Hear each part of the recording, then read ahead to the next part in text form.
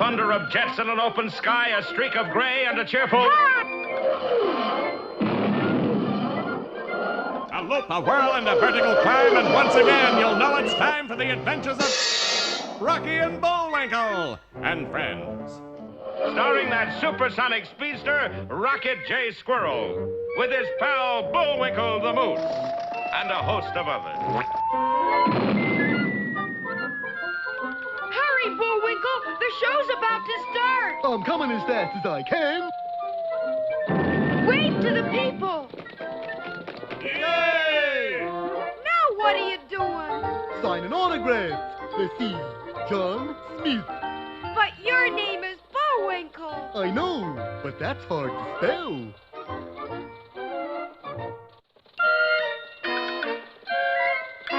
We're gonna have a lot of fun. Come on and join us. Sure, there's always room for one more.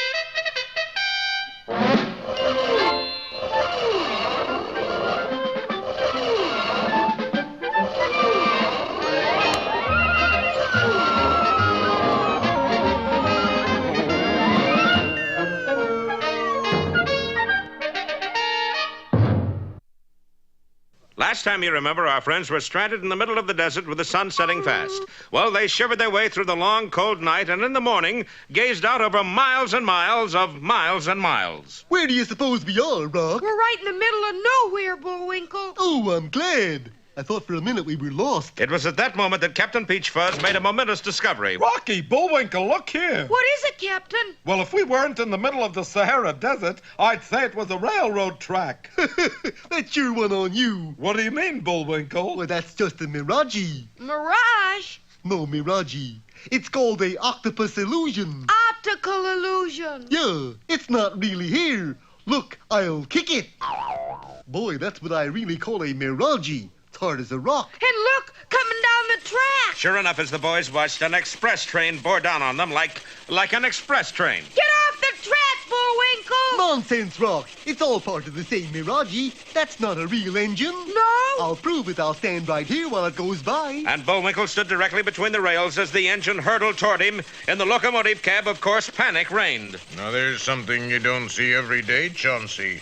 What's that, Edgar? A moose waving at us from the tracks. Oh, I don't know, Edgar. Mooses are always pretty friendly. No, I guess you're right. I'll toot back. Boy, that sure looks like a real train to me, Bullwinkle. Come to think of it, I never did hear of a mirage with a whistle. Look out, Bullwinkle! And Rocky launched himself through the air and at the last possible instant knocked Bullwinkle out of the way. Gee, that was close. Yeah, they don't make mirages like they used to. Halt! Halt, I say! We must stop that train, Rocky. It's the only way we'll get out of this desert. Right.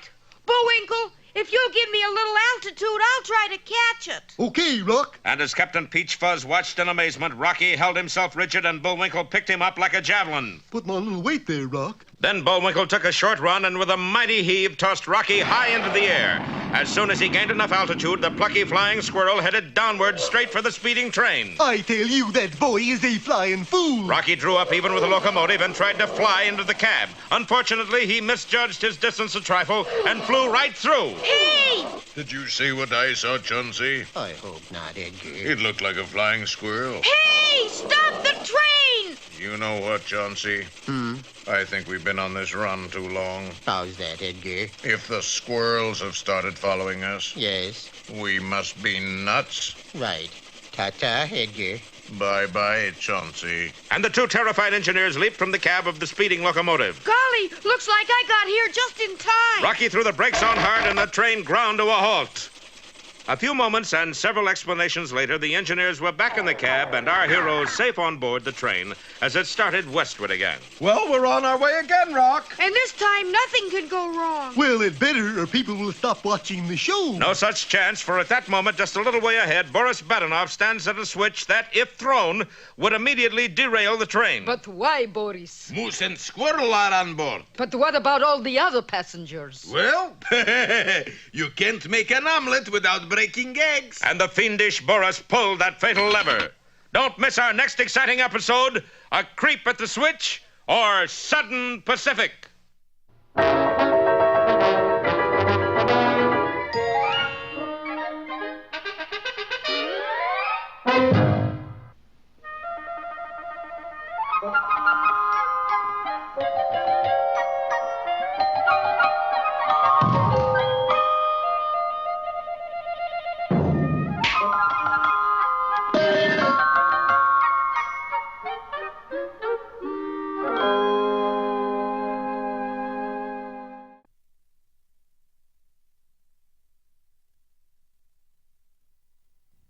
Once upon a time, in a large forest, there lived a woodchopper, his wife, and their 2 children, Hansel and Gretel. It was a beautiful forest full of trees, flowers, butterflies, and streams. Matter of fact, there was just one thing missing. Food! I must have food! Food? Food isn't everything, dear. No, but it's something. But we have the trees, the flowers, the butterflies, the streams. What more could a body want? A square meal, that's what. Okay, spoil sport. Now, you might think that in a forest as big as this one, the woodchopper would be able to bring back some game for the table. But a curious thing happened to him when he went out. He just couldn't pass a tree without chopping it down. Well, after all, a woodchopper is to chop wood. So, each night the woodchopper would come home with lots of logs, but no food. And what good are logs? You can't eat them. Who says? Yummy. Anyone for roast leg of log?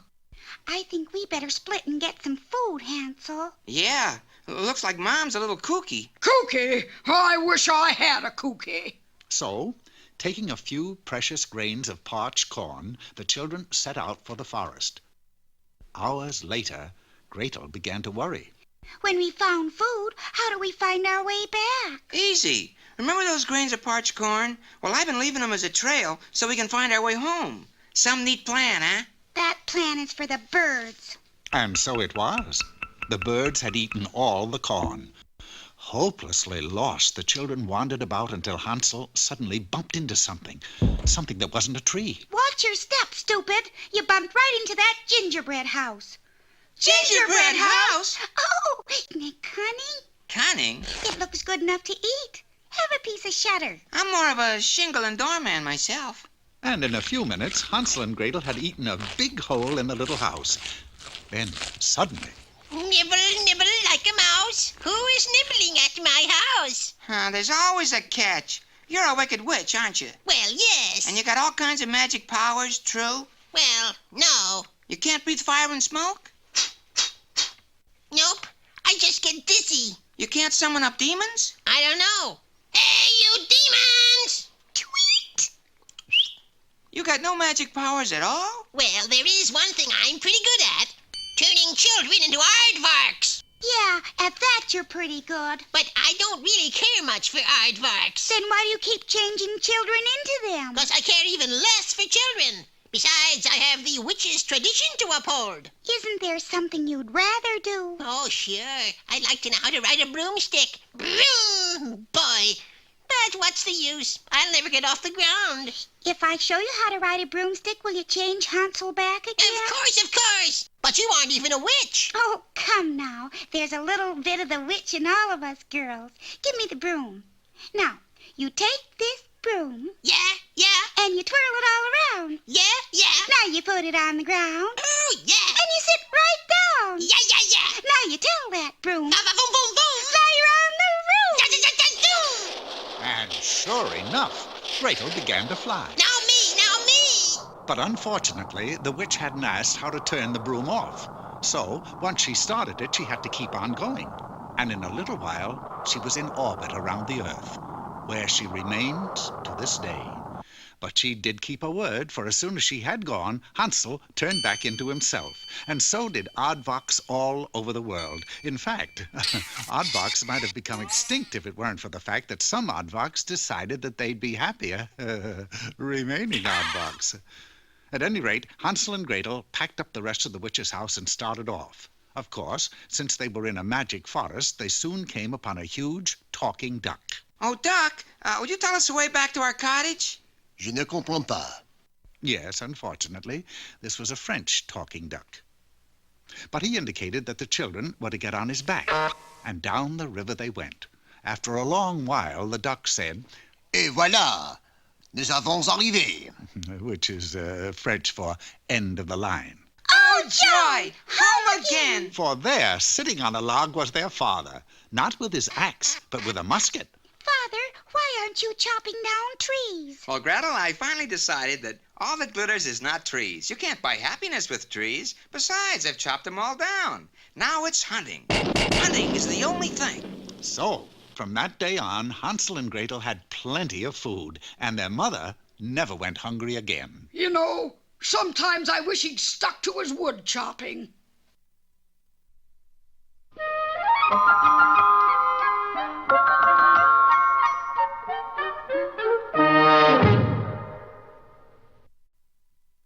For those of you who went from grammar school right into college, here's Mr. Know-It-All. Hello, hi, jumpers. Today's discourse is provocatively entitled How to Run the 4-Minute Mile in 10 Seconds. The 4-minute miler should arise at dawn, eat a hearty breakfast, and go back to bed. Howsoever, if you happen to sleep in a Murphy bed, and Murphy is a night watchman who demands his bed back in the daytime, then you must train elsewhere. And the best place for a train, of course, is a railroad terminus or depot. Here, the neophyte miler has the opportunity of running on an Olympic-sized track. Of course, there is always the hazard that the Olympic special is also running that day. Last but most certainly least, you must have that final burst of speed at the wire. This can be procured at a Finnish steam room. You take a steam bath, then tell them you cannot pay for it. A Finnish attendant will then boot you out. This is what is known as a finishing kick. At last, the day of the race is at hand, and there you are, ready to win the cup. The race is on, and you discover that you are not only running dead last, but that you are doing it in the Indianapolis auto race. But you win anyway, and in record time. Well, I don't get it, Mr. Know-It-All. How were you able to win the race? I know the judge. And now... Hey, Rocky, watch me pull a rabbit out of my hat. But that trick never worked. This time for sure. Presto! Well, I'm getting close. And now it's time for another special feature.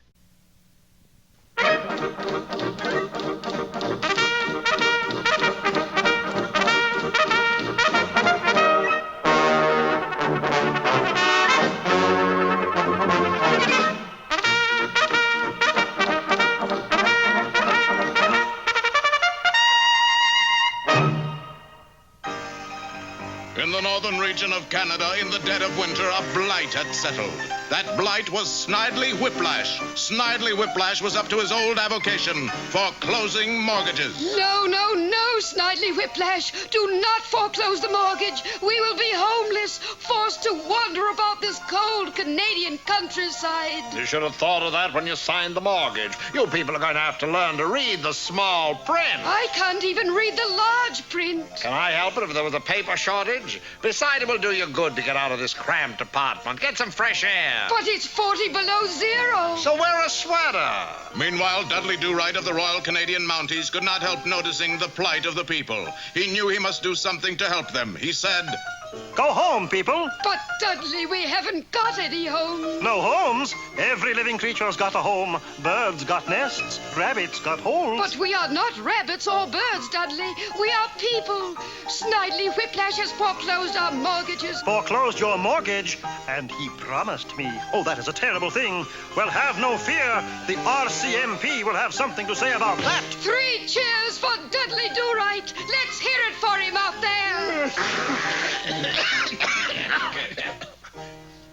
And that's the situation, Inspector. Have you ever heard of such a dastardly, low-down, despicably rotten thing in your whole life? Well, Dudley, you have to look at both sides of the picture. But, Inspector, those poor people are wandering around. Well, Dudley, we don't want to do anything rash. What's the matter with you, Inspector? You're usually so gung-ho. Dudley, you are right. Dead right. But... Well, if I'm right, let me go bring in that rascal. Why, I'll fix him. I'll pulverize him. Enough, Dudley Do-Right. There's nothing we can do about it. I don't know how to tell you this. What's that, Inspector? I lost the Mountie Camp to Snidely in a card game. You lost the Mountie Camp? Oh, how could you? Well, I had 3 queens and he had at ease, do right. Now this is an order. Take this money and ride over to Snidely and make the payment. Otherwise there will be no Mountie Camp. The payment is due today.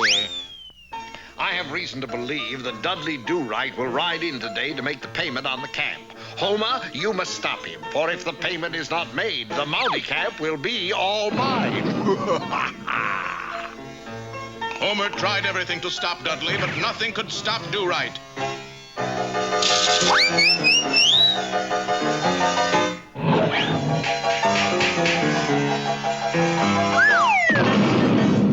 Can we talk this over, Do-Right? Too late for that, Whiplash. It's time for a showdown. Take this. Dudley, fancy meeting you here. I always knew you were a big spender, and there's just so many things in town I want to buy. But, Nell, this money is for... Me? Oh, do right. You always do so right. But, Nell, your father told me... You know Father always likes me to look nice. Oh, Nell. Gee. Can't trust you to do a thing right, Do-Right. Oh, it's that name. I knew it was that name. It never fails, Do-Right. You always do wrong. Well, I didn't get in the card game, Inspector. Enough! We have one last chance. You will have to go out and sell subscriptions to the Open Road for Mounters. That's the only way we can raise money for the payment. Do you like my dress, Father? Beautiful, my dear. You know I always like you in pink. Gee. Although Dudley went conscientiously from house to house. And if I sell enough subscriptions, I get to go to Catalina Island for a week. He was only able to make $1.33. We're doomed, Do-Right, doomed. Inspector, there is one way out of this. Doomed. My horse is extremely lucky at cards. I think he can build that $1.33 up to make the payment. Doomed.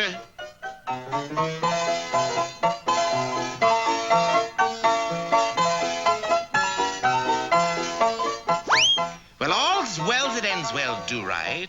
The people are back in their homes and... What's wrong, Dudley? You still owe my horse $47.56. For what? The payment. Now he's got the mortgage on the camp.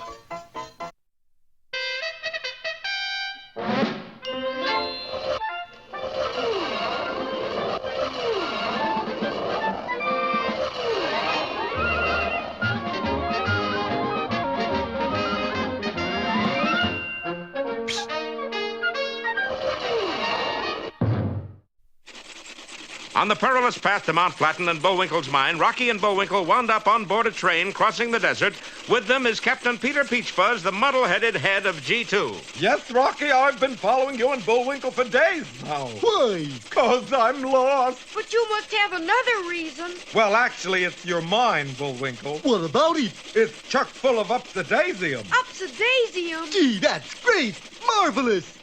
What is it? I can't tell you. Can't tell us? But the mine's mine. Mine.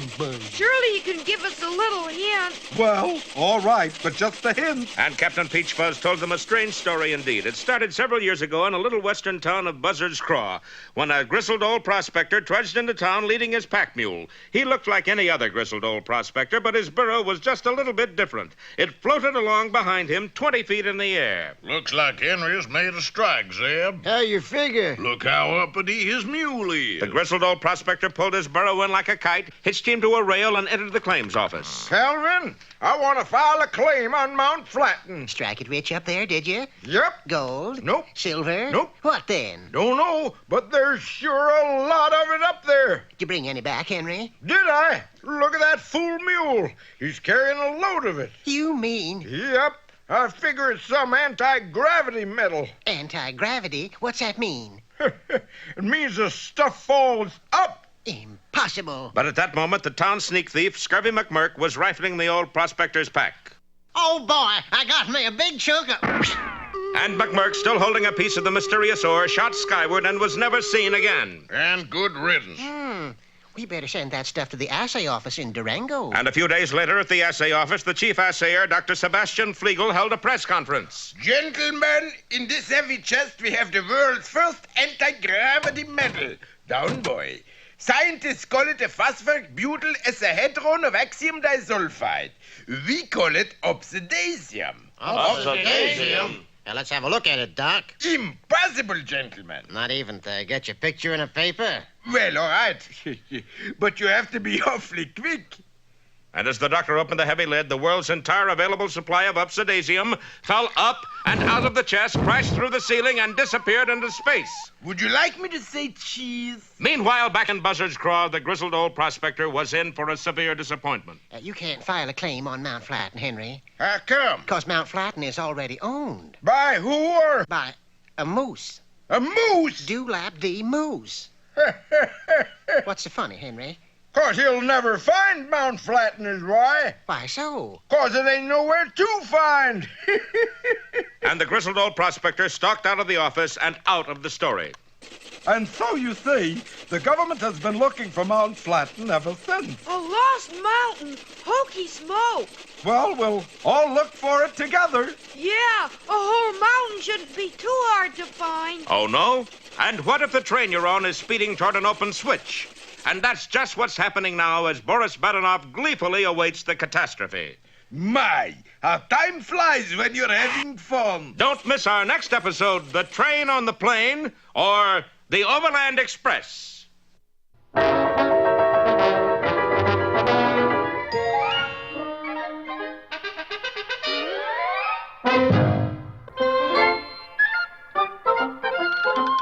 Well, it looks as if our time has just about run out. Mine must be a little slow.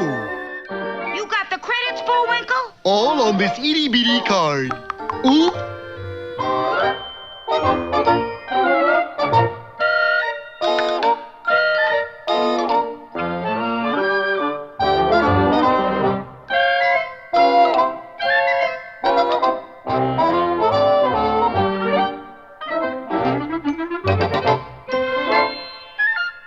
We're late again, Bullwinkle. Right.